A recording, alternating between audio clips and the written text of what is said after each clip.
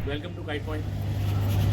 Friends, आज हम अपनी रूफ पे दोबारा से आ गए हैं आपके लिए एक नया वीडियो लेके। फ्रेंड्स, आप देख सकते हैं कि वेदर आज का जो है बरसाती वेदर हो चुका है। रेनी सीजन चल रहा है यहाँ पे 4 दिन से। दिल्ली के अंदर 4 या 5 दिन से पिछले बारिश का मौसम चला हुआ है, बना हुआ है बारिश का मौसम। तो पहले हमने सोचा फ्रेंड्स काइट फाइटिंग करेंगे, बट काइट फाइटिंग का वेदर क्लियर ना होने की वजह से हमारा वीडियो नहीं बन पाएगा, इसलिए हम काइट फाइटिंग नहीं कर रहे हैं, इसको हमने ड्रॉप कर लिया। लेकिन दिल्ली में जैसे कि बादल छाए हुए हैं बारिश के, और दिल्ली से बाहर कई स्टेट्स में बादल छाए हुए हैं त्योहारों के, यानी कि मकर संक्रांति और लोहड़ी।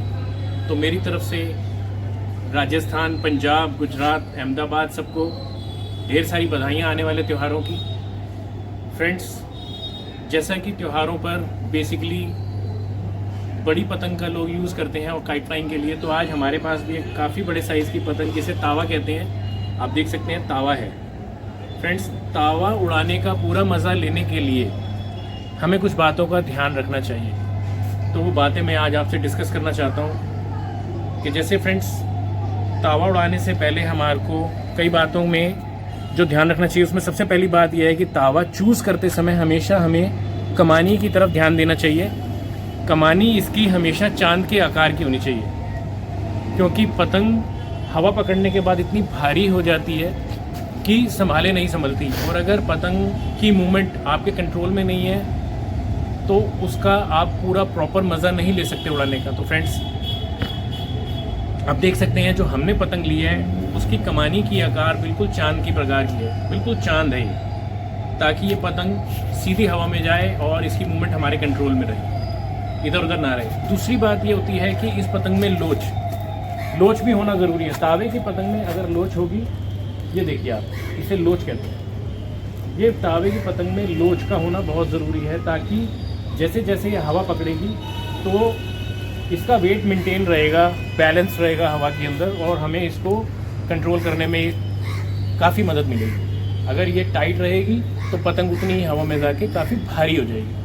तो फ्रेंड्स, ये 2 बातें हैं। तीसरी बात, पतंग उड़ाते समय हमें इसको चारों ओर से बहुत अच्छे तरीके से, जैसे हमने ये टेपिंग किया है, आप देख सकते हैं कि तावे की पतंगें ज़्यादातर डिज़ाइंस मांगते हैं लोग, कि अच्छे ब्यूटीफुल डिज़ाइंस होने चाहिए उन पे। तो आप देख सकते हैं हमारी पतंग पे भी एक बहुत ब्यूटीफुल डिज़ाइन बना हुआ है। तो फ्रेंड्स, ये जोड़ हवा में ना खुले, ये जोड़ हवा में नहीं खुलने चाहिए। इसके लिए हमने इसको चारों तरफ से, इसके कॉर्नर से, इसके कन्ने की तरफ से और ऊपर से, साइड से, सब जगह बहुत अच्छी एक प्रॉपर टिपिंग की है। आप देख सकते हैं इसके जोड़, कुछ डिज़ाइंस के जो जोड़ हैं, इस पर भी बाकायदा हमने ये टिपिंग की है, ताकि जब ये पतंग हवा पकड़ ले तो इसके जोड़ खुलने नहीं चाहिए। तो फ्रेंड्स, ज़्यादातर ये पतंगें जो है फेस्टिवल्स में यूज़ होती हैं और बड़ा मज़ा आता है, बहुत इन्जॉय करते हैं लोग इसको उड़ाने के लिए। इसको उड़ाने में बहुत एंटरटेनिंग हो जाता है, और जब ये पतंग एक बार हवा पकड़ लेती है तो ये अपना काम खुद ही दिखाने लग जाती है, हमें कुछ करने की ज़रूरत नहीं पड़ती है। फ्रेंड्स, इसको उड़ाने के लिए जो बातों का हमें ध्यान रखना चाहिए, उसमें से एक बात ये भी है कि इसको हम 6 कोड से नहीं उड़ा सकते। 6 कोड से इसे कभी भी उड़ाने की कोशिश नहीं करना, क्योंकि पतंग का वेट नॉर्मल पतंग के वेट से काफ़ी ज़्यादा होता है। तो जब ये हवा पकड़ लेती है तो यूँ समझिए कि एक, अगर हवा अच्छी चल रही है तो एक व्हेल मछली जैसे समुद्र में होती है और छोटी मछलियाँ उसके सामने कैसी दिखती हैं, तो इसी तरह से ये एक तरह की व्हेल मछली है। ये व्हेल मछली आसमान की बन जाती है, समुद्र की नहीं होती, पर ये आसमान की व्हेल मछली बन जाती है। तो फ्रेंड्स, इसको 6 कोड की जगह हमें 9 कोड, इसको उड़ाने के लिए 9 कोड या 12 कोड का इस्तेमाल करना चाहिए। जैसा कि आज मैं अपने साथ भी एक चरखी लेके आया हूँ, ये चरखी है मकसूद 12 कोड। सो फ्रेंड्स, हम इस चरखी का यूज़ कर सकते हैं तावे की पतंग को उड़ाने के लिए। 6 कोड का यूज़ कभी नहीं करना। और चलिए हम इसे कन्ने बांधने का प्रोसीजर देखते हैं। फ्रेंड्स, इसके कन्ने हम 2 लड़के नहीं बांध सकते, क्योंकि पतंग का वेट हवा में जाके बहुत ज़्यादा हो जाता है। तो इसके लिए हमें हमेशा एक तो सद्दी का ही यूज़ करना चाहिए कन्ने बांधने के लिए। और फ्रेंड्स, आप देख सकते हैं कि इसको हम डबल के बाद भी 4 लड़ कर रहे हैं। आप देख सकते हैं कि मैंने इसको धागे को 4 लड़ कर दिया है, ताकि अगर इसका कन्ना टूट गया तो फ्रेंड्स ये हमारे हाथ थका देगी, ये हो सकता है वापस भी ना आए, फट जाए, अनबैलेंस हो जाए। तो 4 लड़के कन्ने बांधना इसका बहुत ज़रूरी है। तो आप देख सकते हैं, चलिए हम इसको कन्ने बांध रहे हैं। तो फ्रेंड्स 4 लड़के कन्ने ऊपर के, भले ही आप नीचे के, बल्कि ज़रूरत है कि हम 4 लड़के कन्ने ही नीचे के बांधें। और कन्ने के छेद के ऊपर हमने देखिए यहाँ पे भी टेपिंग किया हुआ है, हम इसको नोट कर रहे हैं। और यहाँ पे भी इसकी टेपिंग की हुई है ताकि ये कन्ना कागज़ को चीर ना दे और यहीं पे रुक जाए। सो फ्रेंड्स, अब इस कन्ने को बांधने के बाद में हम इसको बैलेंस कर रहे हैं। बैलेंस करते समय हमें बातों का ध्यान रखना चाहिए, वो भी मैं बता देता हूँ कि हमें कन्ने को ऐसे दबा के और नीचे के छेद तक ले जाने के बाद ऊपर के छेद तक ले जाना चाहिए। और हमें इसका कन्ना आगे की तरह छोटा ज़्यादा नहीं रखना चाहिए, बिकॉज ऑफ, क्योंकि हमें ये पतंग ज़्यादातर हवा में सीधी चाहिए। इसकी मूवमेंट ज़्यादा तेज़ नहीं होती, इसके चक्कर ज़्यादा तेज़ नहीं होते।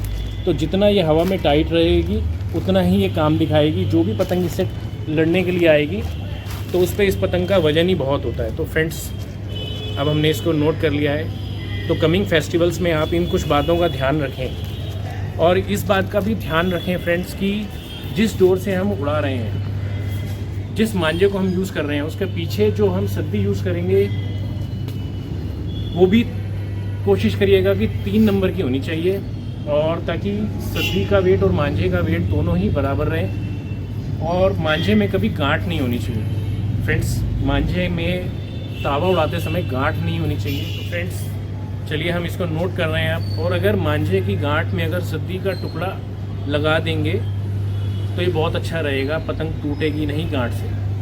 तो फ्रेंड्स, अब ये हमारी पतंग उड़ने को तैयार है। आप देख सकते हैं मैंने इसको टेपिंग भी किया हुआ है बहुत अच्छे तरीके से, और इसकी नोटिंग भी मैंने आपको बता दी है। 12 कोट से इसको उड़ाना है या 9 कोट से इसको उड़ाना है, कम से कम 9 कोट से इसको उड़ाना है। तो फ्रेंड्स अब ट्राई करते हैं हम इसको।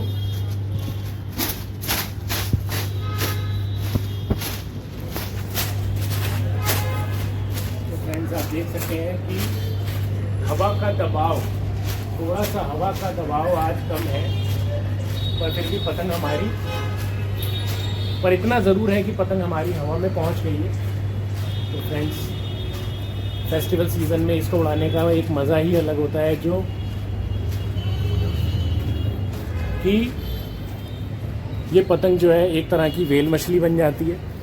समुद्र की वेल मछली ना सही, आसमान की वेल मछली तो ज़रूर है। तो फ्रेंड्स, अभी हवा का दबाव थोड़ा छोटा है, नहीं तो ये पतंग हम देख सकते हैं कि पतंग बहुत अच्छी है। बाकी हम इसको खींच के देख लेते हैं कि एक बार ये पतंग हमारे कहने में है कि नहीं, क्योंकि मैंने कमानी बिल्कुल गोल चुनी थी। तो मैं ये बता देना चाहता हूँ कि कमानी गोल चुनने का मतलब क्या होता है। आप देख सकते हैं ये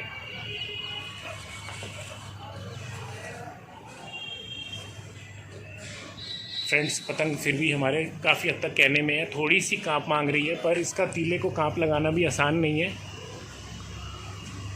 तो फिर कभी हम इसको ट्राई करेंगे। पर फ्रेंड्स, जो बातें मैंने आपको बताई हैं तावा उड़ाने के रिलेटेड, तो आप उन बातों का ध्यान रखें। क्लियर मेरी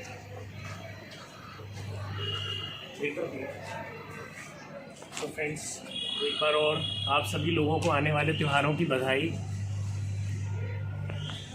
राजस्थान को, अहमदाबाद को, गुजरात को और पंजाब को मेरी तरफ से सभी को लोहड़ी और मकर संक्रांति की शुभकामनाएं। और बड़ी पतंग जो फेस्टिवल में आप यूज़ करेंगे तो इन बातों का ध्यान रखेंगे तो आप बहुत एंजॉय करेंगे। ये मेरी गारंटी है कि बड़ी पतंग एक बार जब काफ़ी ऊँची हो जाती है तो वो अपना काम खुद दिखाती है, किसी की ज़रूरत नहीं पड़ती उसको। और जो भी पतंग उससे भिड़ती है तो सिर्फ एक ही आवाज़ आती है, काय पो छे। सो फ्रेंड्स, आज का वीडियो इतना ही था। आप मेरे चैनल को देखते रहिए, सपोर्ट करते रहिए हमें। आने वाले कुछ वीडियोस में हम काइट फाइटिंग भी दिखाएंगे और कुछ इंटरटेनिंग वीडियोस भी लेके आएंगे। तो फ्रेंड्स, आपके प्यार और सपोर्ट के लिए बहुत बहुत शुक्रिया। Thanks a lot.